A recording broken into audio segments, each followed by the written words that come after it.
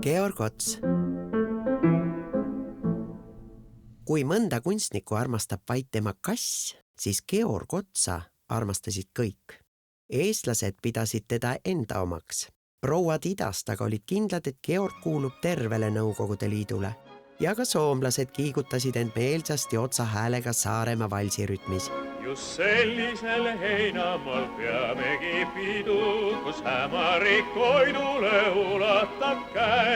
On kõikide mõtteid ja toiminguid sidun see tööde ning rõõmude küllane päev.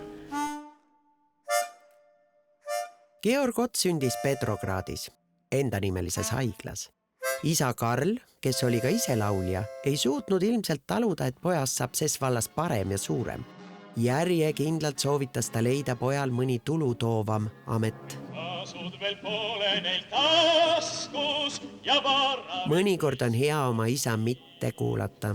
Rahvad on sõjale vastu ja rahvas tahekrani.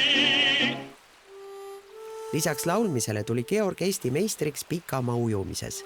Ja eks see ongi põhjus, miks me temast teame. Sest 41. aastal sai Soome lahel pommitabamuse laev, mille pardal oli ka mobiliseeritud Georg Ots. Ta ujus välja. Sellel samal laeval oli ka naine Asta, kes samuti pääses. Noored tulid merest ja abiellusid. Georgil läks meelest, et tal oli Eestis juba abikaasa. Смычок опущенный, мелодия допета. Otsa suurim armastus oli muidugi ooper, ta laulis ja lavastas. Aga tegi ka soolokarjääri. Kui vaja oli Mr. X, kui vaja sõjas saabuv sõdur. Ja loomulikult oli tema see, kes mängis Baltasar Russovit ning kõik eestlased teadsid, see mees ajab Eesti asja. Te istute maamehe turjal kui puuk ja arvate, et tema ei olegi inimene. Kes see on? Otsa viimastest kontserditest saab hinge lõikav hüvasti jätu tuur. Mustad prillid ees laulab ta, nii see läks, nii see läks. Ja kõik saalis olijad pühivad pisaraid.